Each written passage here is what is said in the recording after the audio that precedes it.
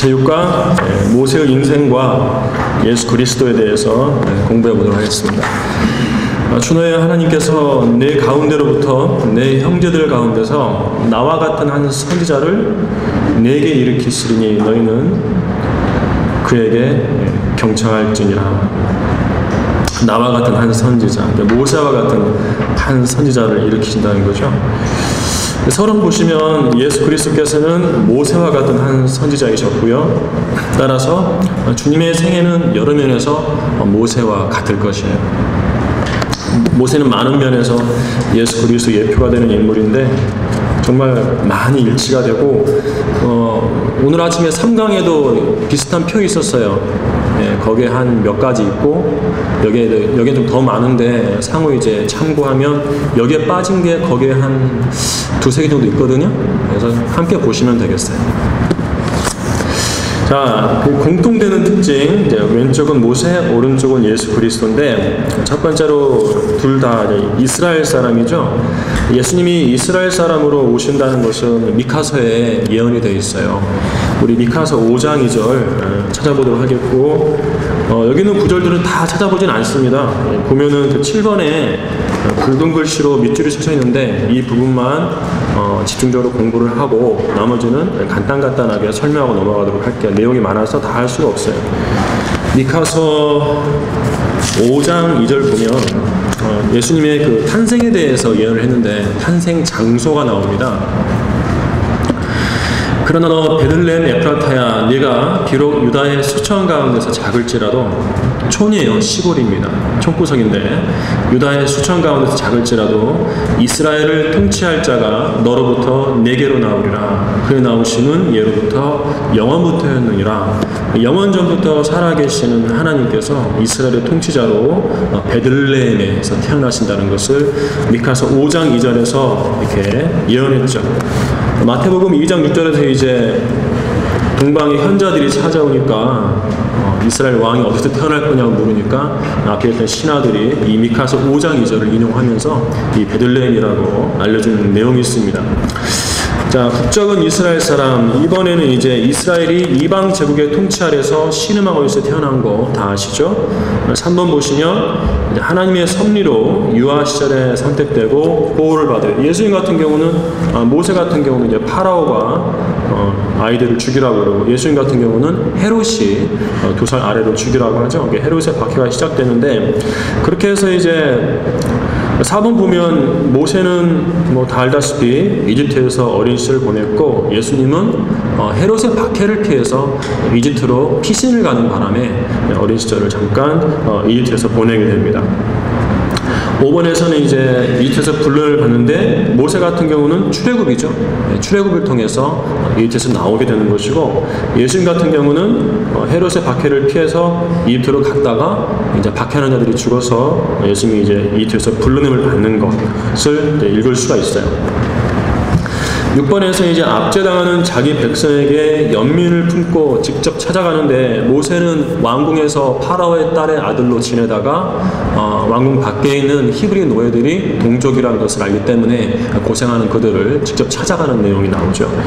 예수님 같은 경우는 이제 사람으로 오셨어요. 우리의 동족으로 오신 거예요. 특히 이제 유대인들에게 오셨는데 유대인으로서 마태복음 1장 21절 먼저 보도록 하겠습니다. 예수님 관련해서 마태복음 1장 21절 자기 백성에게 연민을 품고 직접 찾아가는 것인데요. 예수님 같은 경우에는 그녀가 한 아들을 낳으리니 너는 그의 이름을 예수라 하라. 이는 그가 자기 백성을 그들의 죄들에서 구원할 것이기 때문이라고 하니라. 자기 백성, 유대인들이 일단 1차적으로 유대인이죠. 그들을 죄들에서 구원하려고 예수님께서 오신 것인데 우리 교재 마태복음 11장 10절이 있어요. 예수님께서 어디서 오셔가지고 구원을 하시는 건지 마가복음 11장 10절 보도록 하겠습니다.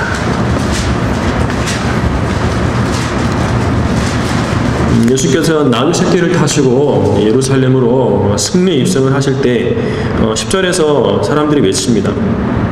주의 이름으로 오는 우리의 조상 다윗의 왕국은 복이 있도다. 주님께서 왕국을 가져오시는 것으로서 사람들은 인식을 한 거죠. 그 다음 표현 보시면 지극히 높은 곳에서 호산나라고 그랬어요. 호산나는 우리를 구원하소서라는 뜻이에요. 근데 우리를 구원하시는데 그 구원이 어디서 오는 거죠? 지극히 높은 곳에서 오는 것이에요. 여기서 말하는 지극히 높은 곳은 셋째 하늘, 주님 계신 곳이죠. 하나님 계신 곳.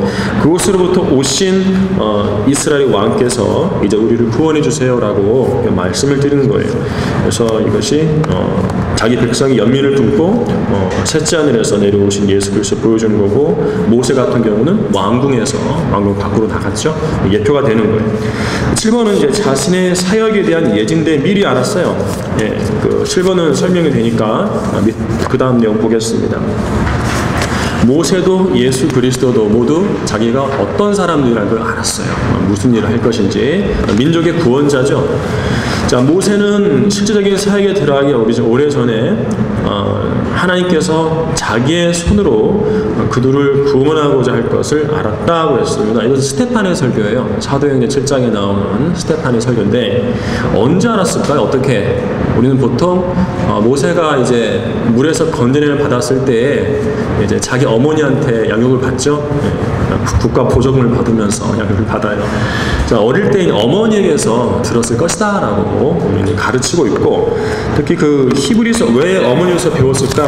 그 히브리서 그 11장 23절에는 믿음으로 모세는 태어났을 때에 출중한 아이로 보일게, 이 아이는 크면 큰일 하겠다 그렇게 보인 거죠. 그의 부모가 3개월 동안 숨겼으니 이는 그들이 왕의 명령을 두려워하지 않았기 때문이며, 그러니까 모세의 부모에게는 아기 모세에 대해 모세의 미래에 대한 어떤 이렇게 계시가 하나님으로부터 주어진 것 같아요. 태어났을 때 출중한 아이로 보였다는 거죠. 이 아이가 우리 민족의 구원자가 될 거라는 그런 계시가 있었던 것 같아요. 자, 모세는 자기가 실제로 들어갈 사역에 대해서 미리 알았고, 이번에 보면 예수 그리스도께서도 12살 소년이셨을 때 아들을 잃어버려 당황해하는 마리아와 요셉에게 어찌하여 나를 찾으셨나이까? 내가 나의 아버지의 일을 해야 될 줄을 알지 못하셨나이까? 라고 누가복음 2장 49절에서 말씀하셨어요. 이때 나이가 12살입니다. 12살 소년 때. 여기서 이제 나의 아버지의 일은 등록상으로는 요셉이 아버지잖아요. 동사무소 가면은 그렇죠. 근데 여기서 아버지는 하나님 아버지를 가리키는 것이고, 단순히 목수의 일이 아니라 하나님 아버지의 일을 해야 될 사람으로서 12살 때 인식을 하고 있었다는 것이죠. 그러면 어떻게 알았을까? 럭카 목사님은 당연히 구약 성경을 통해서 자기가 어떤 일을 할 것인가를 예수님이 아셨다고 생각을 하세요. 자, 예수님이 성전으로 화살표 보시면 성전으로 들어가 단 위에 놓인 두루마리를 펴셨을 때 성령께서 말씀하시는 거예요. 거기 보라고. 자, 예수님은 두루마리를 내다보시면서 이런 구절을 읽죠. 너는 내 아들이라 오늘 내가 너를 낳았노라. 시편 2편 7절. 이것을 하나님의 직접적인 음성을 들으시는 거예요. 음성으로 들으시는 거죠. 그때 성령께서는 그 아들이 바로 너다라고 가르쳐주시는 거고, 또 이번에 보시면 또한 성령께서는 이사야의 두루마리를 고르라고 말씀하시고, 소년 예수께서는 그 두루마리를 집어서 읽으시는데 이사야 9장 6절이죠. 이는 우리에게 한 아이가 태어났고 우리에게 한 아들이 주어졌음이니 그의 이름은 경이로운 분이라 상담자라 능하신 하나님이라 영원하신 아버지라 화평의 통치자라 불리리라. 그러니까 성령님의 조명 가운데 이러한 구절들을 깨달았을 것이에요. 그 아들이 예수님 자신인데 예수님 자신에 대해서 능하신 하나님이라 영원하신 아버지라고 성경은 말씀하고 있는 겁니다. 다시 말하면 소년 예수님은 이런 구절들을 읽고 자신의 정체성에 대해서 깨닫게 되었다는 것이에요. 하나님이 육신으로 나타나신 분이라는 거죠. 3번 보시면 그리고 예수님은 이사야 53장에서 그분 자신이 어떻게 우리의 허물로 인하여 상처를 입으시고 우리의 죄악으로 인하여 상하게 되실 것인가를 이사야서 53장 5절을 통해서 읽으시는데, 자, 이렇게 구약 성경을 성령님의 인도하심에 따라서 읽으시면서 예수님 자신에 관한 그런 정체성에 대해서 그 의식이 깨어나게 되는 거죠. 12살 초년이 되기 전에는 그때는 몰랐는데 그때 이제 12살 때 갑자기 깨어나게 되었을 것이라고 럭한 목사님 생각을 하시는 거예요. 그래서 히브리서 10장 7절에 예수님이 오신 목적이 있죠. 그때 내가 말씀드리기를 오 하나님이여 보소서 두루마리 책에 나에 관하여 기록한 것과 같이 두루마리 책 구약 성경이죠. 주의 뜻을 행하려고 내가 왔나이다 이렇게 돼 있어요.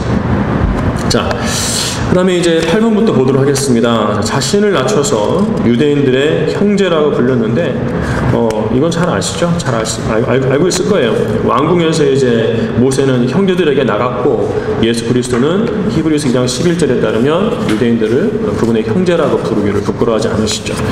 자, 9번 보시면 자신의 영광을 포기했다. 모세는 히브리서 11장 24절부터 26절에 따르면 파라오의 딸의 아들이라 칭함을 거절하고 그리스도의 능력을 택했어요. 세상에서의 누릴 수 있는 걸 거부하고 하나님의 백성과 고난을 함께 가기로 그 길을 걷기로 택한 거죠. 예수님은 빌립보서 2장 6절과 7절에 따르면 하나님의 형체로 계셨지만 종의 형체를 입으신 거죠. 그렇게 볼 수 있고요. 10번에 보시면 형제들로부터 치리자와 재판관으로서 거절을 당하는데 사도행전 7장에서 스테판이 모세와 관련해서 이런 말을 합니다. 근데 예수님은 어떠신가? 우리 누가복음 19장으로 가도록 하겠습니다. 누가복음 19장. 예수님도 치리자와 재판관 같은 통치자로서 거절을 당하셨나? 누가복음 19장 비유해서 이제 우리에게 보여주는 것인데 물론 다른 부분도 있죠. 왕이신데 거부를 당하셨는데 누가복음 19장 14절 보면 그의 백성이 그를 미워하여 그의 뒤로 소식을 보내어 말하기를 우리는 이 사람이 우리를 통치하는 것을 원치 아니한다고 하더라고 되어 있어요. 자, 이 구절은 11절부터는 쭉 내려오면은 문화의 비유라고 그러죠. 문화의 비유. 이 한 문화는 이제 10종에게 똑같이 한 문화씩 줬는데 그것은 이 교회 시대에 우리 그리스도인 각인에게 복음을 동일하게 맡긴 것을 나타내는 것이에요. 그리고 이 귀인은 이제 왕국을 받아오려고 12절에 따르면 먼 나라로 갔죠. 먼 나라로 갔는데 이 귀인이 예수 그리스도예요. 그래서 14절에서 그의 백성이 그 뒤로 소식을 보내기를 우리는 이 사람이 우리를 통치하는 것을 원치 아니한다고 했어요. 그러니까 예수님께서 왕국을 받아오시려고 셋째 하늘 먼 나라로 가셨는데 이 교회 시대에 그분의 백성인 유대인들은 예수님이 통치하기를 원하지 않는다라고 이렇게 말을 하고 있는 것이요. 그러니까 이 교회 시대의 유대인들은 예수 그리스도를 그분의 통치자로서 거부하고 있는 것이죠. 그런 것을 읽어볼 수가 있고 모세와 동일한 상황이 동일한 것이에요. 자, 11번에 우물가에 앉았는데 여기서 모세는 자기 아내를 만나죠. 우물가에서. 그 다음에 이제 예수님도 사마리아 여인을 우물가에서 구령하시고 12절에서 목자가 되는데 모세는 장인의 양떼를 쳐요. 모세는요 광야에서 40년 동안 있으면서 자기 양이 없어요. 장인어른의 양떼만 치다가 출애굽하기 위해서 보냄을 받고요. 그 다음에 예수님은 요한복음 10장에서 선한 목자라고 합니다. 둘 다 선한 목자인 것이고 13번에 최초로 표적을 향합니다. 밑에 보시겠습니다. 1번에 보시면 모세는 하나님께로부터 임명을 받았을 때 민족의 구원자를 임명을 받았을 때에 이스라엘 앞에서 표적을 행하는 능력도 함께 받았어요. 자, 이처럼 예수 그리스도께서도 이스라엘 앞에서 표적을 행하셔서 자신이 하나님께로부터 보내심을 받은 이스라엘의 왕이심을 증명하셨는데 우리 여기서 잠깐요 출애굽기에 4장 22절 한번 펴보세요. 4장 22절. 이스라엘이 민족적으로 출생한 것은요, 출애굽기 때였는데 그때 주님께서 그 이스라엘에 대해서 해주시는 말씀이 있어요. 파라오에게 이렇게 전달하라는 건데 출애굽기 4장 22절에 너는 파라오에게 말하기를 주가 이같이 말하노라 이스라엘은 내 아들이요 내 첫태생이니라. 첫태생, 내 첫째 아들이라는 거죠. 근데 이스라엘 민족이 한 아들로서 하나로서 이렇게 다뤄집니다. 내 아들 단수죠. 내 첫태생이라고 했어요. 다시 말하면 여기서 내 첫태생이라고 말씀하시기 때문에 이스라엘 민족은 출애굽 사건을 통해서 유월절 지키고 이렇게 그때 민족적으로 탄생을 하게 되는 거예요.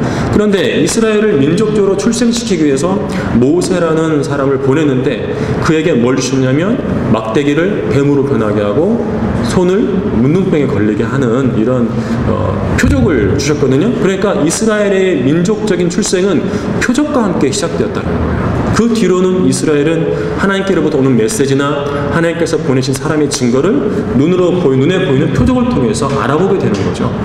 자, 그러면 답은 나왔어요. 모세나 예수님이나 최초로 구약 성경에서 신약 성경에서 최초로 표적을 행하신 사람들인데, 자, 예수님이 왜 표적을 행하셨다는 거죠? 자, 1번 과를 한번 보도록 하겠습니다. 그 윗 내용은 이제 침례인 요한은 아무 기적도 행하지 않았는데 예수님은 기적을 행하셨다. 그런 내용이 있죠. 자, 예수님은 왜 표적을 행하셨는가? 이스라엘이 민족적으로 출생할 때 표적을 통해서 시작되었기 때문에 그들에게 예수님 자신이 하나님께로부터 보내신 받은 사람이라는 그런 증거를 보여주시기 위해서 표적을 행하셨다는 거예요. 네, 바로 그게 답이에요. 자, 눈으로 확인하게 하시는 거죠. 자, 밑에 살펴보시면 주님께서 전파하신 왕국 복음에는 표적이 수반되었어요. 기적적인 치유. 모세도 이스라엘 민족에게 표적을 보여줄 때 자신을 하나님께서 민족의 구원자로서 보내셨다는 것을 증거하기 위해서 표적을 보여줄 때 그 중 하나가 문둥병에 걸린 손이 가슴에 다시 넣었다 꺼냈더니 치유되는 거. 질병 치유죠. 질병 치유가 대표적인 표적이 된 거예요. 예수님께서 왕국 복음 전하실 때 질병을 많이 치유해 주셨어요. 자, 2번 보시면 출애굽기 4장까지는 성경에서 어떠한 질병이나 치유도 등장하지 않는다. 자, 모세의 손에 문둥병이 걸리기 전까지는 그 이전에는 창세기에도 병에 걸린 사람이 없어요. 사람이 죽으면, 창세기에서 사람이 죽으면 그냥 늙어서 자연 노화로 죽게 돼요. 병이 최초로 언급된 것은 출애굽기 4장입니다. 4장. 모세에게 문둥병 주셨을 때. 자, 그리고 성경에서는 치유는요, 특별한 경우를 제외하고는 오직 이스라엘과만 관련해서 중요하게 언급이 됩니다. 그래서 치유, 질병 치유. 그 밑에 출애굽기 15장 26절에 네가 주 너의 하나님의 음성에 부지런히 경청하고 그가 보시기에 옳은 것을 행하며 그의 계명들에 귀 기울이고 그의 모든 규례들을 지키면 내가 이집트인들에게 가져왔던 그 질병들의 하나도 너에게 내리지 아니하리라. 이는 내가 너를 치유하는 주이기 때문이라. 자, 이스라엘을 치유하시는 주로서 하나님께서 스스로를 계시하고 계시는 거예요. 이스라엘과 관련해서 치유를 말씀하십니다.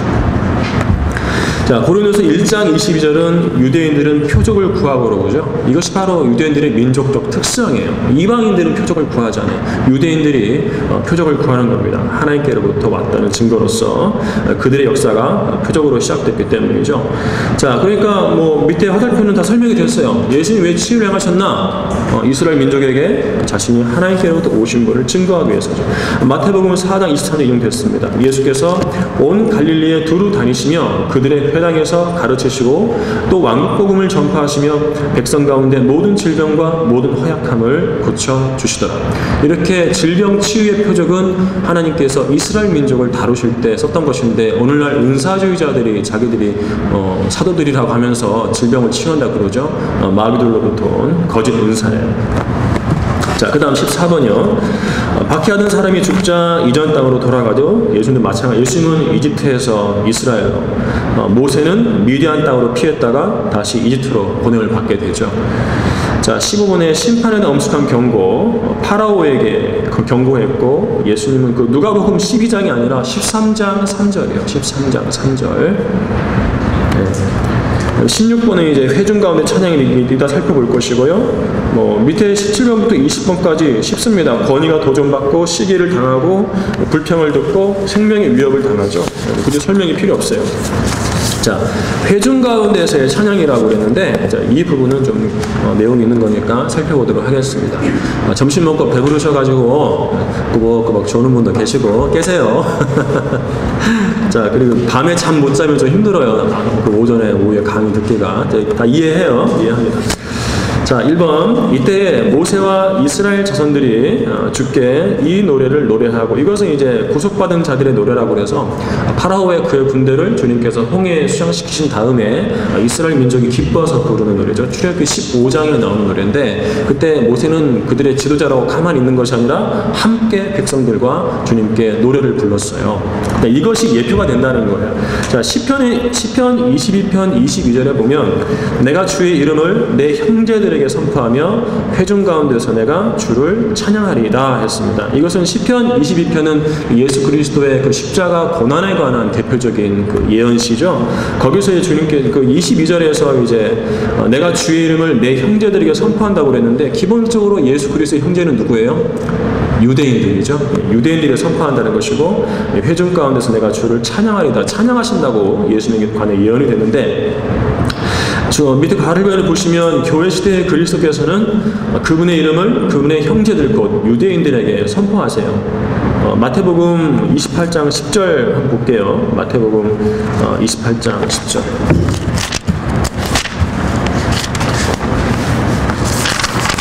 28장 10절 보면, 부활하신 다음에 그러자 예수께서 그들에게 말씀하시기를 두려워 말라, 가서 나의 형제들에게 갈릴리로 가라고 말하라. 그리하면 그들이 거기서 나를 보리라고 하시더라 했어요. 여기서 이제 기본적으로 이제 제자들과 관련해서 하신 말씀인데, 이 교회 시대도 유대인들에게 여전히 그리스도를 통해서 예수 그리스도의 이름을 선포하고 계십니다.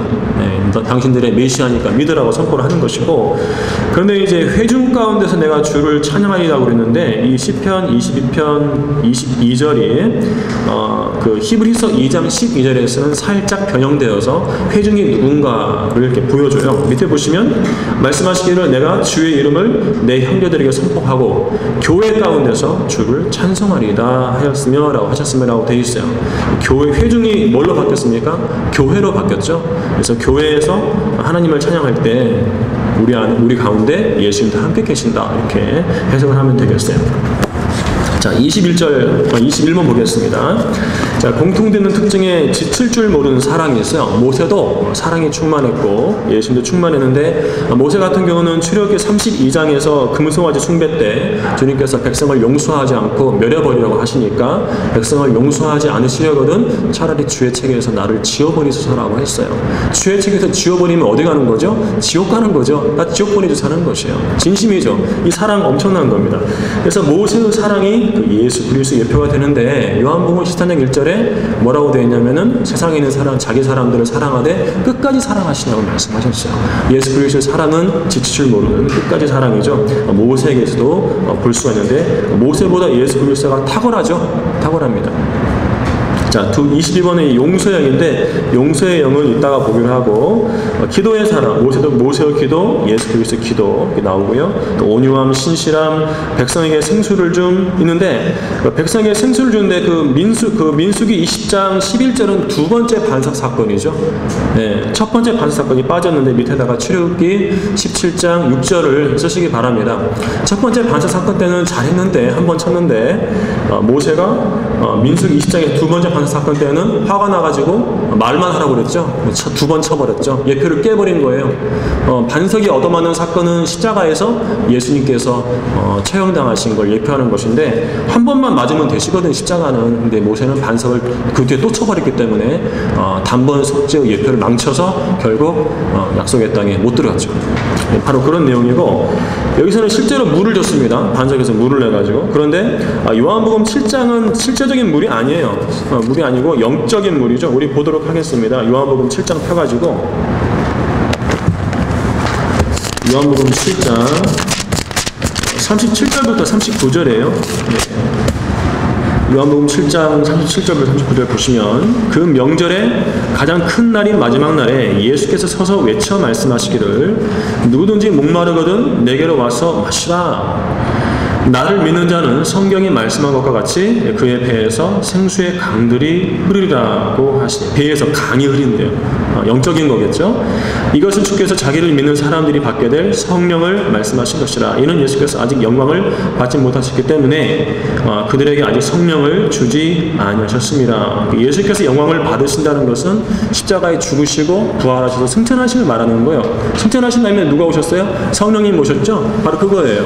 그래서 이 생수의 강은 성령님이신데 배에서 흐른다고 그랬기 때문에 성령님께서 우리 안에 들어와 내주하시는 것을 예수님께서 미리 말씀하신 건데, 이렇게 생수를 이렇게 강조적으로 말씀하셨는데, 예수님은 사실상 초림 때 지상에서 사역하실 때 목이 마르실 때 물을 못 얻어 먹었어요. 네, 그 요한복음 4장에서 우물가에서 사마리아 여인에게 물 달라고 그랬는데 구령적으로 가버렸죠. 물도 못 마시고. 십자가에서 어땠습니까? 목마르다고 그랬는데 물이 온 게 아니라 식초가 왔죠. 주님은 그런 생애를 사셨어요. 자, 그 다음에 27번에 보면은 광야에서 백성을 빵으로 먹이셨어요. 모세는 만나가 하늘에 떨어졌고, 예수님은 실제로 빵을 떼어서 배불리게 먹이셨죠. 자, 21번 용서의 영에 대해서 공부해 보도록 하겠습니다.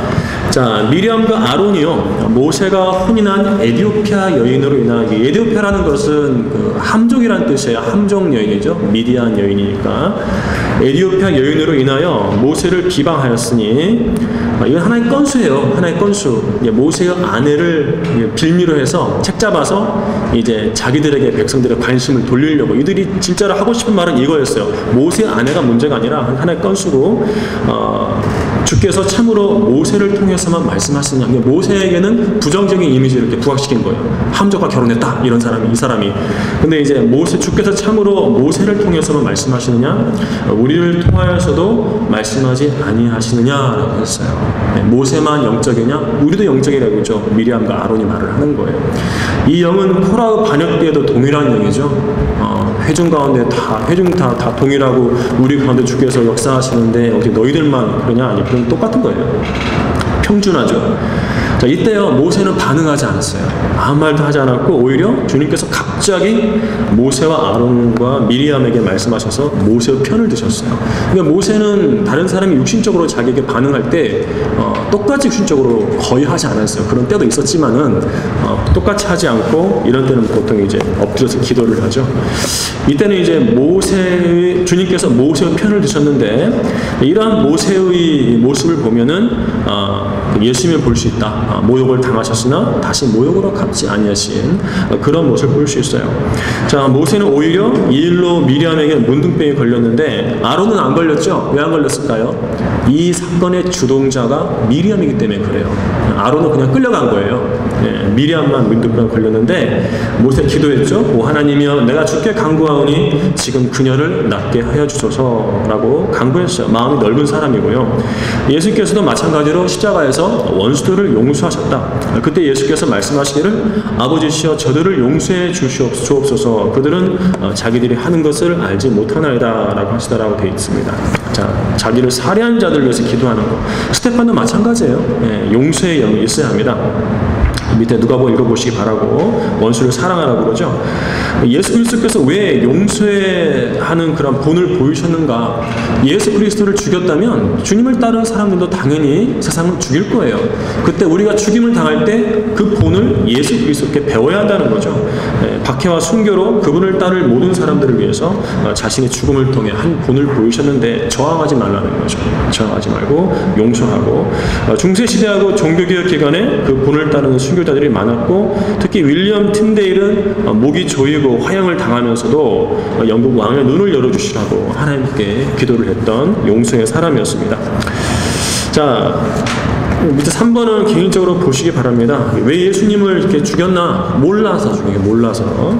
밑에 셋째 줄 보시면은 이 지혜는 이 세상의 통치자들, 빌라도, 헤롯, 카야파, 안나스 이런 사람들 가운데서는 아무도 몰랐노라.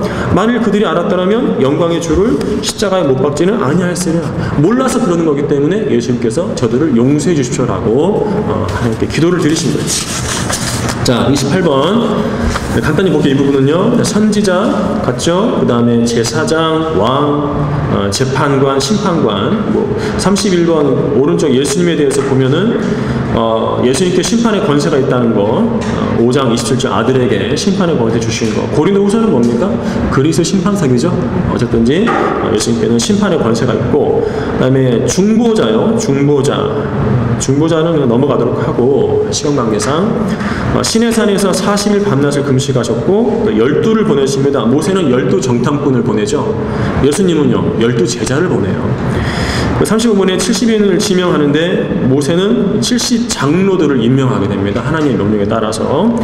예수님은 70명을 임명을 해서 둘씩 짝지어서 왕국복음을 전하도록 보내죠. 70명을 임명한 것도 서로 일치가 되고 있어요. 예표입니다. 자, 29번에 제사장인데요. 보니까 전 시간에 한 거랑 좀 일치가 돼서 간단히 하도록 할게요. 자, 아론만 제사장이 아니에요. 아론과 그의 아들들을 제사장으로 세울 때에 그들에게 짐승의 피를 바른 사람은 모세였어요. 다시 말하면 모세도 제사장이라는 거예요. 모세는 따로 제사장으로 세움받는 그런 의식이 있었던 게 아니에요. 그냥 자동적으로 제사장 역할을 한 거죠. 시편 99편 6절에 그의 제사장 가운데서 모세와 아론이라는 분이 있어요. 모세와 아론. 모세도 제사장으로 여겨지고 있고, 그 신뢰가 레위기 8장이 나오는데 그가 그것을 잡으니 모세가 그 피를 가지고 손가락으로 그 피를 제단 주위에 뿔에 발라 그 제단을 깨끗하게 하고 했어요. 피를 바르는 역할은 제사장이 하는 건데 모세가 하죠. 자, 이스라엘 최초의 제사장 아론이 아니라 실은 모세였다는 거예요. 모세. 자, 이번에 예수 그리스도께서도 제사장으로 오셨죠? 그러나 그리스도께서는 다가올 선한 것들의 대제사장으로 오셔서 이런 말씀이 있습니다. 자, 그 다음 페이지 1번 보시면은, 자, 모세도 제사장이고 예수 그리스도도 제사장인데 예수님께서 모세보다 더 월등한 제사장인 것은 모세는 짐승의 피로 제물을 드렸지만 예수님은 주님 자신의 몸을 제물로 드렸기 때문에 월등한 제사장입니다.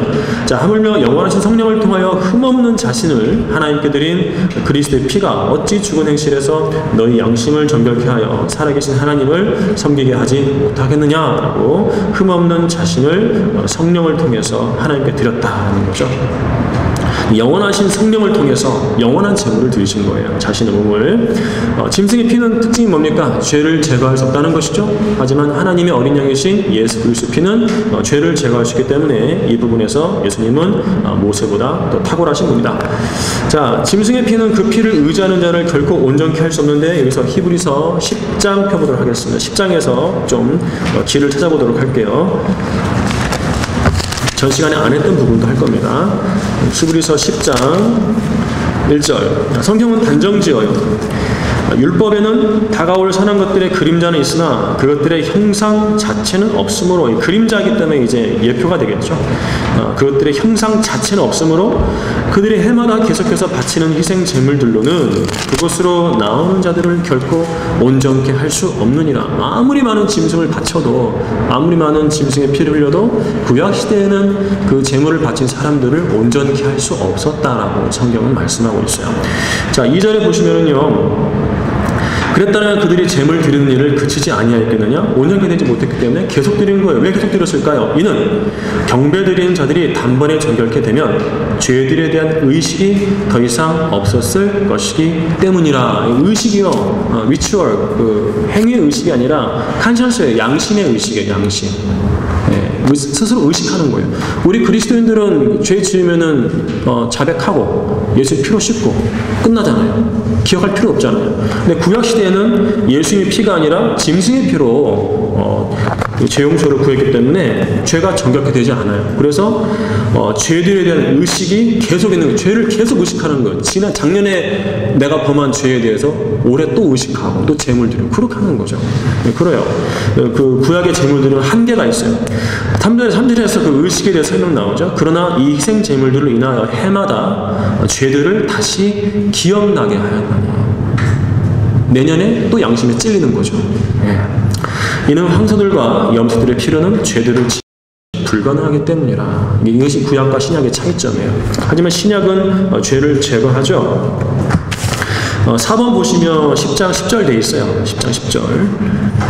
그 뜻에 따라 모든 사람을 위하여 한 번 예수 그리스도의 몸을 들이심으로 우리가 거룩하게 된 것이라. 제사장마다 매일 서서 섬기며 똑같은 제사를 자주 드리지만 이것으로서는 결코 죄들을 제거할 수 없으나 그러나 이분은 한 번의 속죄제를 영원히 드린 후 하나님의 오른편에 앉으셔서 라고 돼 있죠.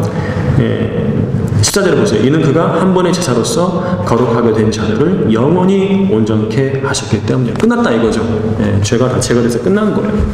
이렇게 모세와 예수님의 그 제사장 직분에 대해서 살펴봤고, 동그라미 2번은 전시회를 했기 때문에 한번 개인적으로 보시기 바라고요. 밑에 36번 보겠습니다. 간단히 할게요. 지혜도 모세가 예표가 되는데 예수님 같은 경우는 골로새서 2장 3절에 그의 안에는 모든 지혜와 지식의 보화가 감춰있느냐 말씀하고 있죠. 예수님께 지혜가 있다. 모세도 지혜가 있는데 모세의 지혜는 어떤 지혜예요? 이집트 왕궁으로 들어가서 거기서 배운 세상 지혜예요. 모세의 지혜는 세상 지혜고 예수님의 지혜는 예수님의 지혜죠. 하나님의 지혜죠.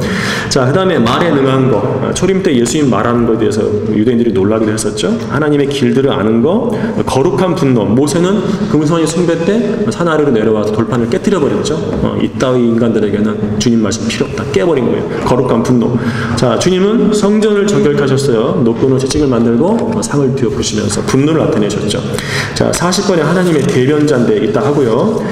산에서 변형됩니다. 모세는 주님과 함께 있으면서 주님과 말하는 동안 얼굴에서 피부에서 빛이 났어요.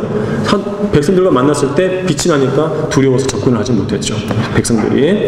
예수님은 마태복음 10장 22절에서 변형산에서 그분의 몸에서 빛이 났죠. 유사하고요. 42번 이스라엘의 용서를 위해 기도하는데 우리 역사 사건을 통해서 알 수 있고, 그 누가복음은요 24장이 아니라 23장으로 고쳤어요. 이번에 구절이 많아가지고 다 검토를 하지 못했어요. 23장 34절입니다. 자, 40번에 하나님의 대변자에 대해서 공부하도록 하겠습니다. 이 부분은 이제 히브리서와 관련된 건데 교리적으로 중요하니까 잘 보시기 바랍니다. 모세가 와서 백성에게 주의 모든 말씀들과 모든 명령들을 말하였더니라고 되어 있어요. 주님께서 명령하신 것, 그 말씀들을 모세가 와서 대신 전달했다라는 거죠. 대변자입니다. 왜냐하면 시내산에서 불타오르는 것을 보니까 무서워서 모세에게 당신이 우리에게 말하세요. 하나님이 직접 말하게 하지 마세요 라고 부탁을 했죠. 그래서 모세가 대변자로서 말씀을 전달해 주는 것이고, 이번에 보시면 예수 그리스도는 어떤 면에서 이렇게 대변자인가. 이 마지막 날들에 그의 아들을 통하여 우리에게 말씀하셨으니 과거형으로 되어 있죠. 언제 말씀하셨어요? 초림 때 말씀하셨어요. 근데 초림 때를 가리켜서 성경에서는 이 마지막 날들이라고 한다는 거, 이 편 주목하시기 바랍니다. 자, 이 아들을 만물의 상속자로 세우시고 또 그를 통하여 그분께서 세상들을 지으셨느니라 했어요. 자, 그러면 예수님도 이제 하나님께서 그분의 아들을 통하여 우리에게 말씀하셨다니까 예수님이 대변자 역할을 하신 거잖아요. 그러면 마지막 날들은 언제를 가리키는가? 1번 보면은 마지막 날들이라는 말은 히브리서의 교리적 위치를 제시하는 말이다. 이 마지막 날들은 이제 교회 시대와는 관계없는 거예요. 히브리서에서 말씀하는 마지막 날들은 바울 서신에서 말씀하는 마지막 날들과 관계가 없어요. 따로 분리시켜야 돼요. 왜냐하면 히브리서는 히브리인들에게 기록한 거잖아요. 그들과 관련해서 따로 분리해서 생각을 해야 합니다. 특별히 이스라엘과 관련된 용어입니다. 괄호본 보시면은 히브리서 1장 2절은 마지막 날들의 아들을 통하여 말씀하셨다라고 과거형으로 기술하고 있어요. 그래서 마지막 날들은 예수 그리스도의 초림 때를 가리키는데, 그때 주님께서는 유업으로 받으시는 왕국이 임할 수도 있었다는 사실에 우리는 주목을 해야 돼요. 주님께서 초림 때 무슨 일을 하셨어요? 무슨 일 하셨어요? 왕국복음 전하셨죠? 왕국복음을 전하시면 뭐가 도래해요? 받아들이면? 왕국이 도래하잖아요. 그러니까 왕국을 가져오기 위해서 왕국 복음을 전하셨던 그 초림 때를 성경에서는 마지막 날들이라고 그래요. 그리고 이스라엘을 다루잖아요. 이스라엘 다루는 이 때를 마지막 날들이라고 하는데 히브리서에서 교리적 위치입니다. 그래서 이것을 설명해 놓은 것이 4번이면 4번으로 내려가면은 4번 가면은 따라서 히브리서의 마지막 날들은 왕국 복음이 전파되는 기간을 뜻하는. 기본적으로 왕국 복음은 언제 전파되죠? 교회에서 전파되는 거 아니죠. 교회가 휴거되면 대환란 때 다 전파되잖아요. 그래서 다시 마지막 날들이 또 오는 거예요. 이스라엘과 관련해서. 1번 보면 초림 때에는 왕국이 임할 수도 있었던인데 그 다음에 침례인 앞에다가 큰 따옴표를 하세요. 좀 읽기 편하게 내용 이해하기 쉽게. 침례인 요한 앞에 큰 따옴표 땡땡 2번 하고 왕국 임할 수도 있었던 침례인 요한이 왕국 복음을 전파하기 시작한 때부터 스테판이 죽을 때까지 기간 땡땡 하세요. 기간까지 땡땡. 왜 스테판이 죽을 때 왜요? 주님께서 셋째에서 일어서셨잖아요. 내려오시려고. 그때 스테판의 설교를 받아들였다면 주님 오셔서 왕국을 가져오시는 거예요. 그때까지가 초림 때 이제 마지막 날들이고 재림과 관련해서는 그 왕국 복음이 이제 다시 전파되는 대환란 기간을 히브리인 이스라엘과 관련해서 마지막 날들이라고 성경은 정의를 내리고 있어요. 자, 이 초림 때와 재림 때, 재림과 관련해서 두 기간의 특성이 같은데 둘 다 왕국 복음이 전파된다는 거. 그리고 둘 다 율법의 행위가 유효하다는 거예요. 십자가 이전에 율법 시대였죠. 사도행전은 과도기고 대환란 때는 율법이 다시 효력을 발휘하고 율법과 관련이 있다는 거죠. 이스라엘을 다루는 시기 마지막 날들. 자, 마지막 표 보겠습니다. 3번은 적그리스도의 모형과 주님께 대면했는데 모세는 파라오와 대면을 했죠. 예수님께서는 헤롯과 대면을 하셨어요. 그리고 후임 사역자가 지명이 됩니다. 모세는 여호사가 지명이 되죠. 예수님은 누구요? 성령님이시죠. 45분에 이방인을 아내로 얻는데 모세는 미디안 여인 시포라를 이방인이죠. 함족 아내로 얻고 이 교회 시대에는 예수님은 교회를 주로 이방인들로 구성된 교회를 아내로 얻습니다. 46번 두 번째 나타남인데 이것은 재림과 관련된 것이에요.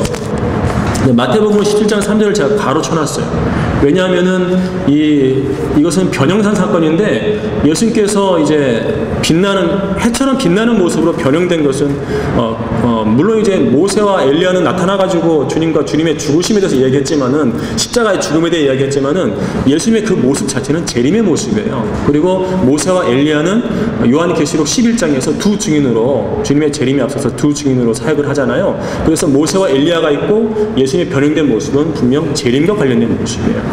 그래서 이 두 사람 중에 이제 모세의 나타남 두 번째 나타나는데 이것은 재림과 관련해서 연결해 생각해 봐야 합니다. 제가 방금 이제 1번 괄호 1번 설명을 드렸고 2번 보시면은요, 변형산 사건은 의의 태양으로서 빛나는 예수 그리스도의 재림을 미리 보여주신 것인데요.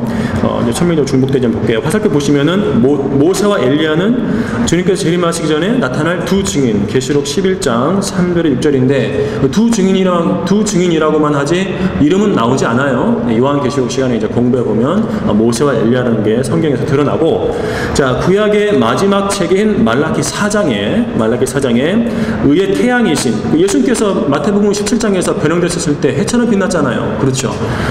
근데 재림하시는 예수 그리스도를 말라기 4장 2절에서 의의 태양이라고 말씀하고 있는 거예요. 그러면 의의 태양의 주님의 재림이 언급되고 말라기 4장에서 같은 문맥이에요. 모세하고 엘리야가 언급된다는 거예요. 우리 뭐 인용됐지만 우리 성경 직접 펴서 살펴보도록 하겠습니다. 우리 말라기 4장 갈게요. 주님이 해처럼 변화되시는 것은 이제 주님의 재림을 보여주시는 건데, 재림하시는 주님을 태양으로 묘사하는 말라기 4장에 그 의의 태양이라는 이름이 등장하는데 그때 모세와 엘리야가 언급이 되더라. 이게 중요한 부분이죠. 자, 2절 보겠습니다. 그러나 내 이름을 두려워하는 너희에게는 의의 태양이, 예수님이시죠, 의의 태양이 그의 날개에 치유를 가지고 솟아오르리니 그리하면 너희는 나가서 외양간의 송아지들처럼 자라리라 했어요. 의의 태양 떠오르 재림이죠. 근데 같은 문맥에서 4절을 보시면 너희는 내가 온 이스라엘을 위하여 호렙에서, 신의 산입니다, 호렙에서 규례들과 명령들로 그에게 명했던 내 종 모세의 율법을 기억하라. 의의 태양이 등장하는 문맥 몸에게 모세가 등장하죠. 모세 이름이 나오죠. 그 다음에 5절 보라 내가 주의 크고 무서운 날 재림입니다. 무서운 날이 오기 전에 선지자 엘리야를 너에게 보내리니 그가 아비들의 마음을 자식들에게로 자식들의 마음을 그들의 아비들에게로 돌이켜 내가 와서 땅을 저주로 치지 않게 하리라. 여기서는 5절에서는 엘리야를 직접 보낸다고 말씀하죠. 그런데 엘리야만 오는 게 아니라는 것을 우리는 계시록에서 알게 되죠. 누구도 와요? 모세도 오는데 이 4절에서는 모세의 이름이 언급이 되더라는 거예요. 그래서 이 의의 태양과 관련된 문맥에서 모세와 엘리야 함께 언급된다는 거 모두 예수님의 재림과 관련된 인물들이라는 것입니다. 예수님도 초림하셨고 재림하시죠. 모세도 한번 나타났고 그 다음에 재림 때 한번 더 나타나는 거, 개발란 때 그거예요. 두 번째 나타나. 자, 우리 워크북 보도록 하겠습니다.